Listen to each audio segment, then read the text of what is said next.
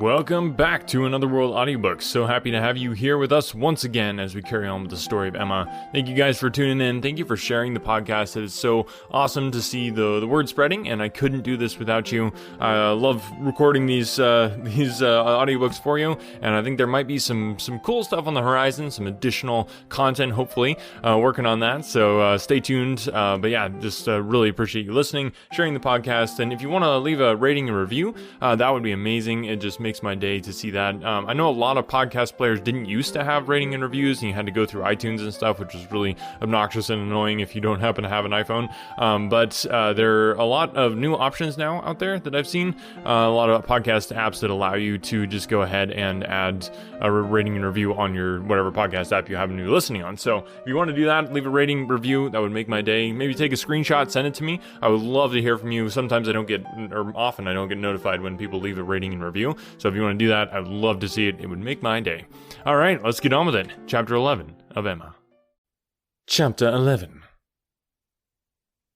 Mr. Elton must now be left to himself. It was no longer in Emma's power to superintend his happiness or quicken his measures. The coming of her sister's family was so very near at hand that, first in anticipation and then in reality, it became henceforth her prime object of interest. And during the 10 days of their stay at Hartfield, it was not to be expected, she did not herself expect, that anything beyond occasional, fortuitous assistance could be afforded by her to the lovers. They might advance rapidly if they would, however. They must advance somehow or other, whether they would or no. She hardly wished to have more leisure for them. There are people who, the more you do for them, the less they will do for themselves.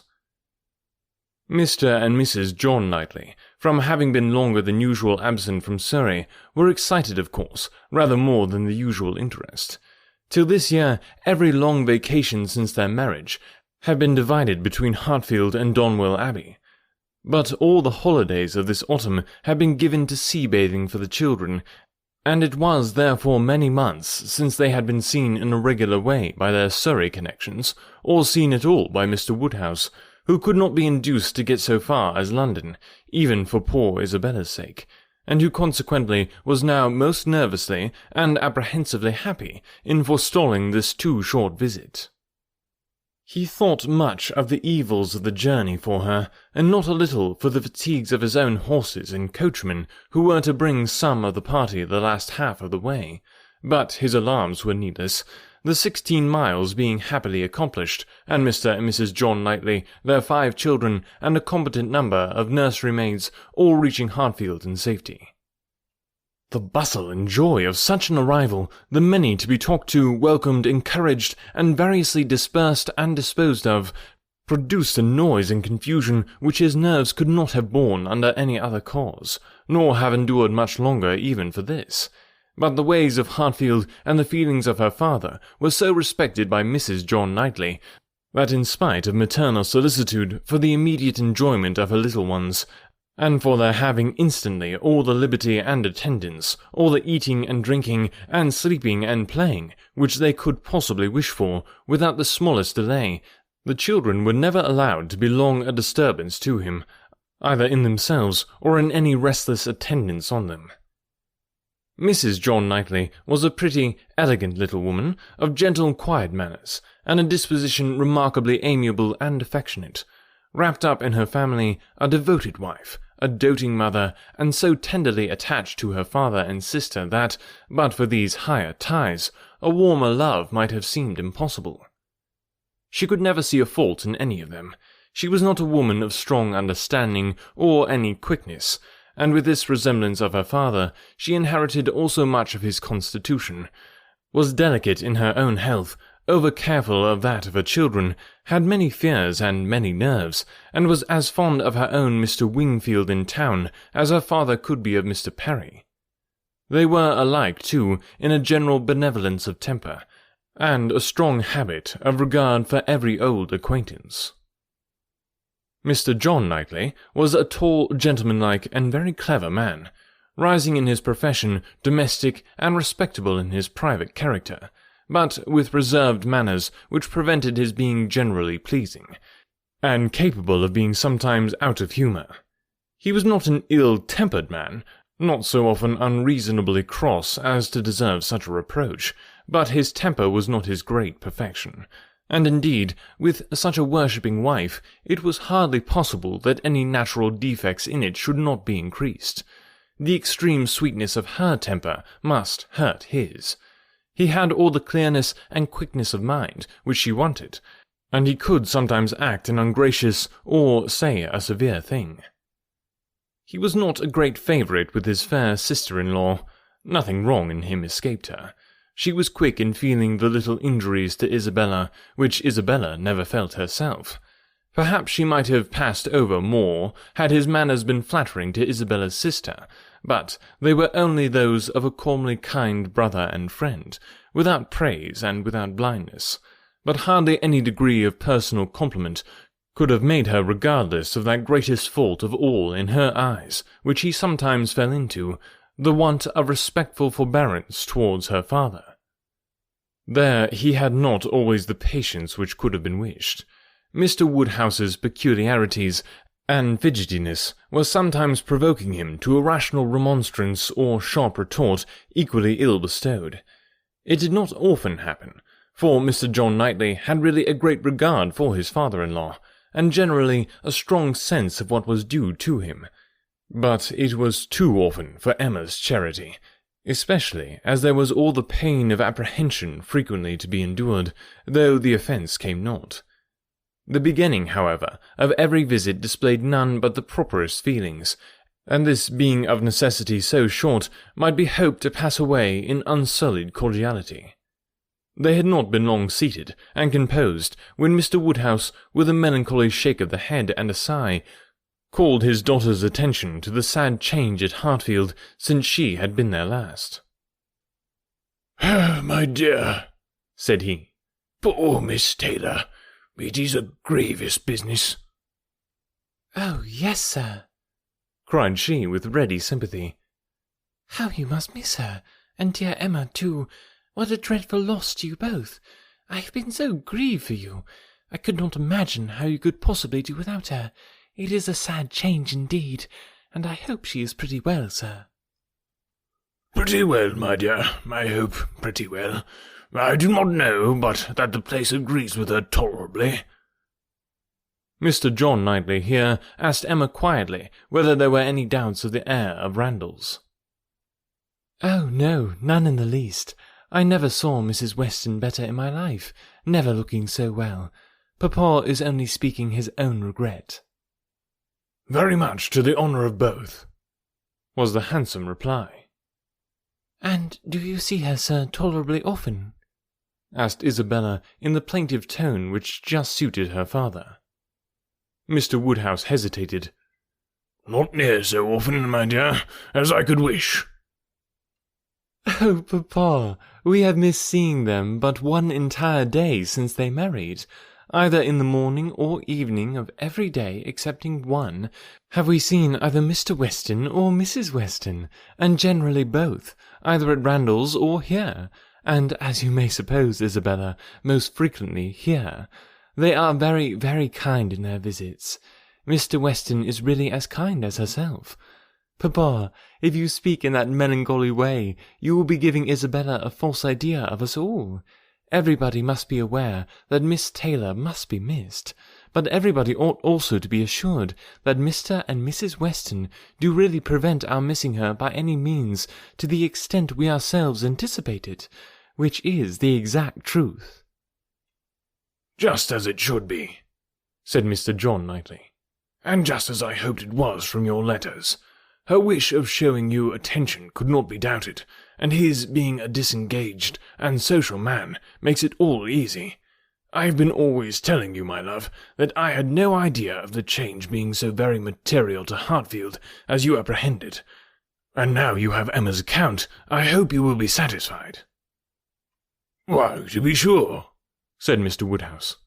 "Yes, certainly, I cannot deny that Mrs. Weston, poor Mrs. Weston, does come and see us pretty often, but then she is always obliged to go away again."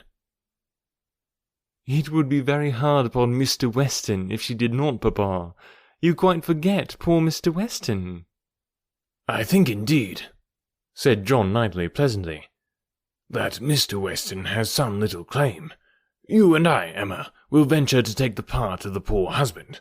I being a husband, and you not being a wife, the claims of the man may very likely strike us with equal force. As for Isabella, she has been married long enough to see the convenience of putting all the Mr. Westons aside as much as she can." "Me, my love?" cried his wife, hearing and understanding only in part. "Are you talking about me?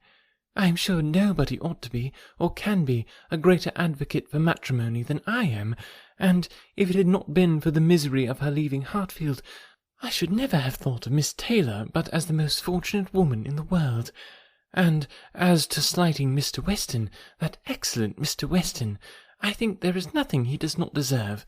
I believe he is one of the very best-tempered men that ever existed. Excepting yourself and your brother, I do not know his equal for temper. I shall never forget his flying Henry's kite for him that very windy day last Easter, and ever since his particular kindness last September 12th in writing that note at 12 o'clock at night, on purpose to assure me that there was no scarlet fever at Cobham. I have been convinced there could not be a more feeling heart nor a better man in existence. If anybody can deserve him, it must be Miss Taylor." "Where is the young man?" said John Knightley. "Has he been here on this occasion, or has he not?" "He has not been here yet," replied Emma. "There was a strong expectation of his coming soon after the marriage, but it ended in nothing, and I have not heard him mentioned lately." "But you should tell them of the letter, my dear," said her father. "He wrote a letter to poor Mrs. Weston to congratulate her, and a very proper, handsome letter it was. She showed it to me, and I thought it very well done of him indeed. Whether it was his own idea, you know, one cannot tell. He is but young, and his uncle, perhaps." "My dear papa, he is 23. You forget how time passes." 23? Is he indeed? Well, I could not have thought it, and he was but 2 years old when he lost his poor mother. Well, time does fly indeed, and my memory is very bad. However, it was an exceeding good, pretty letter, and gave Mr. and Mrs. Weston a great deal of pleasure. I remember it was written from Weymouth, and dated September 28th, and began, 'My dear Madame,' but I forgot how it went on, and it was signed F.C. Weston Churchill. I remember that perfectly." "How very pleasing and proper of him," cried the good-hearted Mrs. John Knightley. "I have no doubt of his being a most amiable young man, but how sad it is that he should not live at home with his father. There is something so shocking in a child's being taken away from his parents and natural home. I never could comprehend how Mr. Weston could part with him. To give up one's child! I really never could think well of anybody who proposed such a thing to anybody else." "Nobody ever did think well of the Churchills, I fancy," observed Mr. John Knightley coolly. "But you need not imagine Mr. Weston to have felt what you would feel in giving up Henry or John. Mr. Weston is rather an easy, cheerful-tempered man than a man of strong feelings. He takes things as he finds them, and makes enjoyment of them somehow or other, depending, I suspect, much more upon what is called society for his comforts, that is, upon the power of eating and drinking and playing whist with his neighbours 5 times a week, than upon family affection, or anything that home affords." Emma could not like what bordered on a reflection on Mr. Weston, and had half a mind to take it up, but she struggled and let it pass. She would keep the peace if possible, and there was something honourable and valuable in the strong domestic habits, the all-sufficiency of home to himself, whence resulted her brother's disposition to look down on the common rate of social intercourse, and those to whom it was important. It had a high claim to forbearance.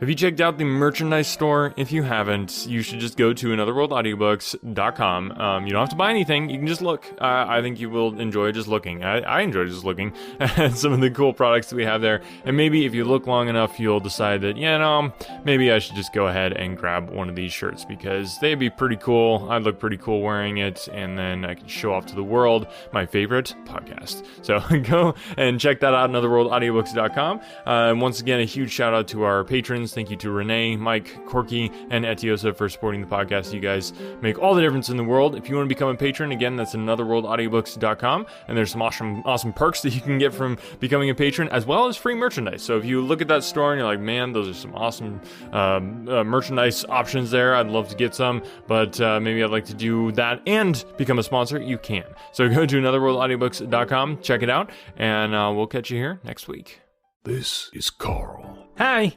Carl needs a website for his business. I sell the world's finest flavored toothpicks. But sadly for Carl, he doesn't know all the techie, complicated website stuff, so he's just out of luck, and his business is doomed to fail in this digital age of...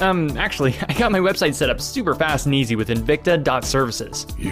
What? Yeah, it was super easy. I just picked the style I liked, made a few quick, simple customizations, and bam! Awesome website where I can sell my flavored toothpicks. Well, that's... well... amazing? I was going to say, probably expensive. Actually, getting a website with Invicta starts at only $24 per month. $24 per month? That's less than what I spend on vocal creams per month. It's awesome. It gets you website hosting, a beautiful, professionally designed, customizable template, ongoing site maintenance, regular WordPress plugin, and template updates. I don't say this often, but wow. I know, right? Invicta.services, a simple, affordable way to get a beautiful, professional website for your business. Just go to Invicta.services to launch your website today. That's Invicta, INVICTA.services.